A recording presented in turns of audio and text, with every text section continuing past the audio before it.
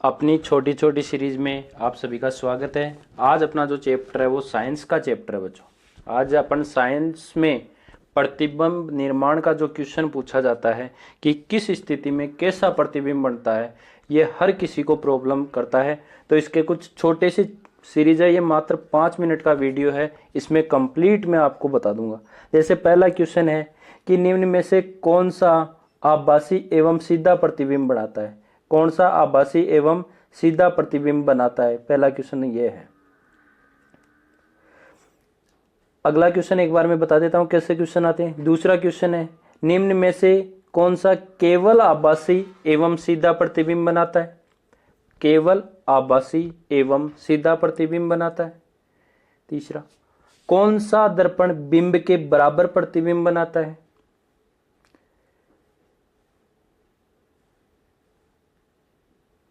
6 feet का व्यक्ति अपने प्रतिबिंब को समतल दर्पण में पूरा देखना चाहता है तो दर्पण की न्यूनतम लंबाई क्या होनी चाहिए।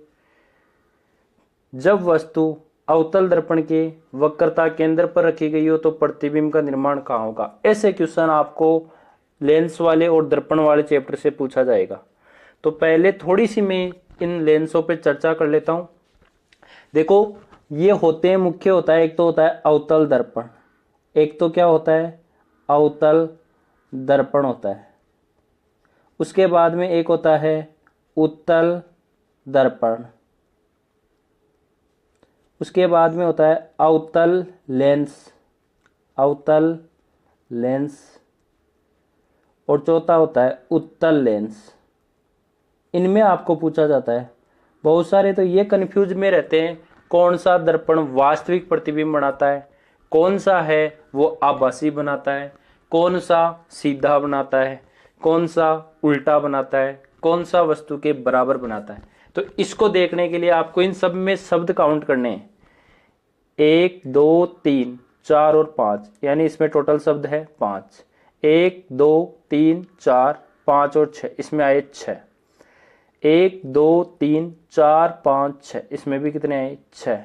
1 2 3 4 5 6 और 7।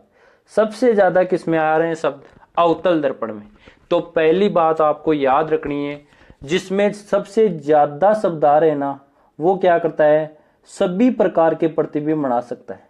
सभी के कैसे, यानी अवतल दर्पण है ना, ये अवतल दर्पण है ना, ये आभासी प्रतिबिंब भी बनाएगा। आभासी प्रतिबिंब हमेशा ही सीधा होता है, ये आपको याद ही रखना है। आभासी और सीधा बनाएगा। तो ये वास्तविक भी बनाएगा प्लस में उल्टा भी बनाएगा। वास्तविक हमेशा ही उल्टा बनता है। ये आभासी भी बनाएगा, सीधा भी बनाएगा, वास्तविक भी बनाएगा, उल्टा भी बनाएगा, वस्तु से छोटा भी बनाएगा, वस्तु से छोटा भी बनाएगा, और वस्तु के बराबर भी बनाएगा, और वस्तु से बड़ा भी बनाएगा। यानी हर प्रकार के प्रतिबिंब कौन बना देगा, अवतल दर्पण बनाएगा। हर प्रकार के प्रतिबिंब अवतल दर्पण बनाएगा। जैसा अवतल दर्पण बनाएगा ना, ध्यान रखना, वैसे के वैसे ही उत्तल लेंस बनाएगा। जैसे के जैसे अवतल दर्पण बनाएगा वैसे ही उत्तल लेंस बनाएगा। उल्टा हो जाएगा, जैसे अवतल दर्पण में होंगे वैसे उत्तल लेंस में होंगे। ये बात याद रखनी है। अब थोड़ा सा और चर्चा कर लेता हूं। यानी ये होता है अवतल दर्पण, आपने पढ़ रखा होगा थोड़ा, यदि किसी को प्रॉब्लम है तो कमेंट में पूछ सकता है। यह है अपना अवतल दर्पण। कौन सा दर्पण है, अवतल दर्पण है। इस अवतल दर्पण की इसको बोलते हैं मुख्य अक्ष। मुख्य अक्ष पर यह होता है ना, इसको बोलते हैं पोलर, ध्रुव P। यह वक्रता केंद्र C होता है और इसके बीच में मुख्य फोकस F होता है। याद रखना आपको, C होता है, F होता है और P होता है। क्वेश्चन है वो अवतल दर्पण से ही आएंगे। वस्तु हो सकती है अनंत पर। वस्तु कहां हो सकती है, अनंत पर। वस्तु रख सकते हैं C से परे, वस्तु रख सकते हैं C पर। वस्तु को रख सकते हैं C और F के बीच। कहां रख सकते हैं, C और F के बीच। वस्तु F पर रख सकते हैं, वस्तु F और P पर रख सकते हैं, और कई कंडीशन में ध्रुव पर रख सकते हैं। तो देखो 7 शब्द थे तो स्थिति भी 7 हो गई। 1 2 3 4 5 6 और ये वाली 7 थे। इसका प्रतिबिंब तो खुद का खुद पे ही बनेगा इस कंडीशन में, तो ध्रुव वाला ध्रुव पर। फिर यहां छोटा सा ले लो, फिर इससे ऐसे थोड़ा बड़ा करते चलना।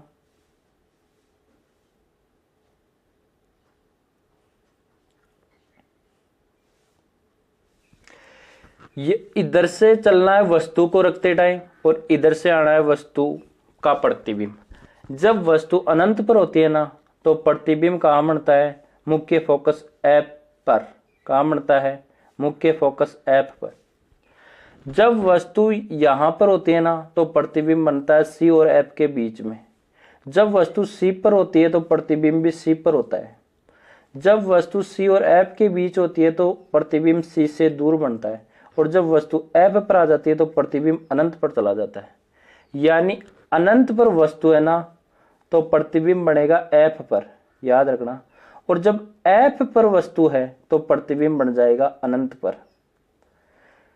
अनंत पर जब प्रतिबिंब होगा ना, वस्तु होगी ना, तो एफ पर बिंदु के आकार का प्रतिबिंब बनेगा।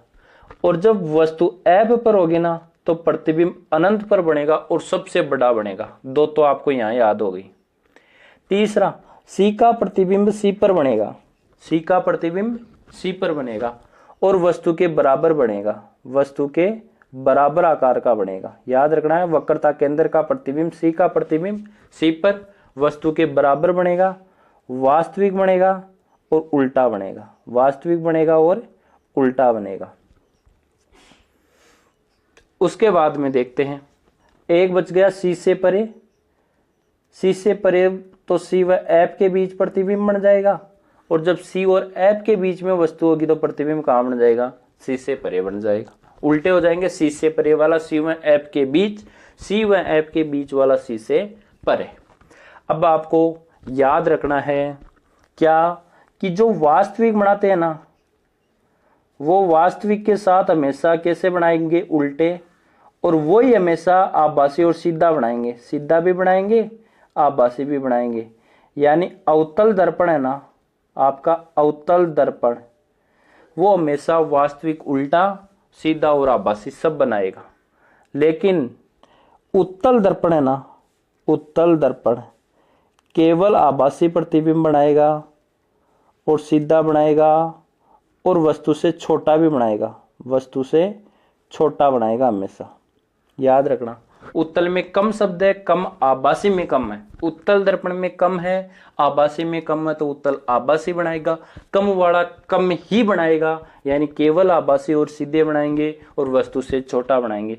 अब चलते हैं अपन क्वेश्चन के ऊपर। पहला क्वेश्चन क्या है? निम्न में से कौन सा आभासी और सीधा प्रतिबिंब बनाता है? अवतल दर्पण तो सारे मिक्स बनाता है, लेकिन आभासी और सीधा भी बनाता है। उत्तल दर्पण केवल आभासी सीधा बनाता है।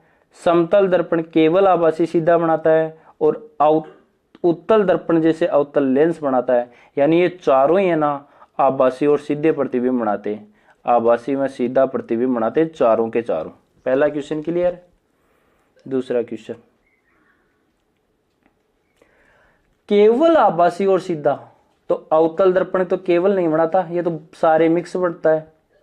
उत्तल दर्पण छोटा शब्द है, तो ये बनाता है आभासी और सीधा। जैसा उत्तल दर्पण बनाता है ना, वैसा कौन सा बनाता है? अवतल लेंस बनाता है। लेकिन उत्तल लेंस क्या बनाता है? उत्तल लेंस तो अवतल दर्पण के जैसे, तो इसका करेक्ट आंसर है केवल उत्तल दर्पण। क्या है? केवल उत्तल दर्पण इसका करेक्ट आंसर है। अगला क्वेश्चन है, निम्न में से कौन सा बिंब के बराबर प्रतिबिंब बनाता है? तो बिंब के बराबर बनाने वाला, देखो बराबर प्रतिबिंब बनाता है ना, जिसमें कम शब्द है वो तो क्या बनाते हैं? छोटे बनाते हैं। उत्तल में कम है तो ये तो छोटा बनाएगा। कैसा बनाता है? छोटा प्रतिबिंब बनाता है। अवतल दर्पण, आपका कौन सा दर्पण रहा? अवतल दर्पण। ये बिंब के बराबर बनाता है। जब सी पर वस्तु रखी हो तो सी पर प्रतिबिंब वस्तु के बराबर बनाता है। और समतल दर्पण भी बिंब के बराबर प्रतिबिंब बनाता है। समतल है तो ये तो बनाएगा ही बनाएगा, तो इसका करेक्ट आंसर 2 व 3। 6 फीट के व्यक्ति अपने प्रतिबिंब को समतल दर्पण में पूरा देखना चाहता है, तो दर्पण की न्यूनतम, जब भी पूछे ना इसका आधा होना चाहिए, ध्यान रखना, जितना भी है उसका आधा। 6 में 2 का भाग लगा दो 3 फीट का। समतल दर्पण की बात करें तो पूरा प्रतिबिंब देखने के लिए आधा h/2 का होगा। कितने का होगा? h/2 का होगा। क्लियर। अगला है अवतल दर्पण के वक्रता केंद्र पर C का प्रतिबिंब कहाँ बनेगा? C पर बनेगा। C का प्रतिबिंब कहाँ बनेगा? C पर। तो करेक्ट आंसर हो गया वक्रता केंद्र पर। अब कुछ थोड़ी सी बातें मैं आपको समतल दर्पण के बारे में बताता हूँ।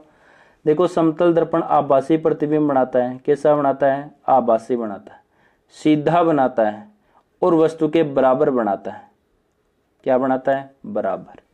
दूसरी कंडीशन में, ये तो याद रखना, ये बहुत एग्जाम में सीधा पूछा जाता है। दर्पण की ऊंचाई पूछे तो h/2 होती है। दर्पण की ऊंचाई क्या होती है? h/2 होती है। ये भी आपको याद रखना है। तीसरी कंडीशन, समतल दर्पण होता है ना, समतल दर्पण की कंडीशन देखो क्या होती है। समतल दर्पण अपने को बोलता है कि मेरे में पार्श्व परिवर्तन होता है। यही विशेष याद रखना। क्या होता है? पार्श्व परिवर्तन होता है। पार्श्व परिवर्तन का मतलब होता है कि बायां भाग दर्पण में दायां दिखाई देता है और दायां भाग बायां दिखाई देता है। अब एक बार एलडीसी में क्वेश्चन पूछा था कि कोई व्यक्ति अपने बाएं कान को दाएं हाथ से पकड़ता है तो दर्पण में क्या होगा? तो उल्टा होगा, दाएं हाथ से बायां कान पकड़ता हुआ दिखाई देगा। एक होता है दो समतल दर्पण एक दूसरे से थीटा कोण पर रखे हुए, तो प्रतिबिंबों की संख्या निकालनी होना तो 360 में थीटा का भाग लगाना है। जब दो समतल दर्पण एक दूसरे से थीटा कोण पर झुके हुए, थीटा का मान वो बोलेगा 60 डिग्री पर है, 70 डिग्री पर है, तो आपको 360 में भाग लगाना है थीटा का। और आपका आंसर यदि सम संख्या आए, क्या आए? सम संख्या आए, तो आपको 1 माइनस करना है। सम संख्या आए तो 1 माइनस करना है। विषम संख्या आए तो आपका आंसर वहीं रहेगा। विषम संख्या आए तो आपका आंसर वहीं रहेगा। और यदि आपका आंसर कोई परिमेय संख्या आ जाती है, जैसे आपका आंसर आ गया 1.25, तो आपको क्या करना है? इस 1.25 है, इसको एक बार मैं 4.25 ले लेता हूं। आपका आंसर आ गया 4.25, तो आपको इस 4 को 4 न मानकर मानना है कितना? 5, और फिर 5 में से 1 कम करके आंसर देके आना। जैसे एक क्वेश्चन है कि 60 डिग्री के कोण पे झुके हुए हैं, तो 360/60 कितनी बार गया? 6 बार, तो 6 माइनस 1 कितने आंसर आएंगे? 5। लेकिन 50 डिग्री पे झुके हुए हो तो 360/50, 0 से 0, 5 संते 35, 7 पॉइंट कुछ वैल्यू आएगी, तो आपको 8 माइनस 1 यानी 7 आंसर देके आना है। ठीक है, तो इस छोटे से वीडियो में आपको बहुत कुछ हेल्प हुई होगी क्वेश्चनों को करने के लिए। ठीक है, तो आपको यदि वीडियो अच्छा लगा है तो इसे अपने साथियों में शेयर कीजिए, चैनल को सब्सक्राइब कर लीजिए और वीडियो को लाइक कर लीजिए। थैंक यू, धन्यवाद।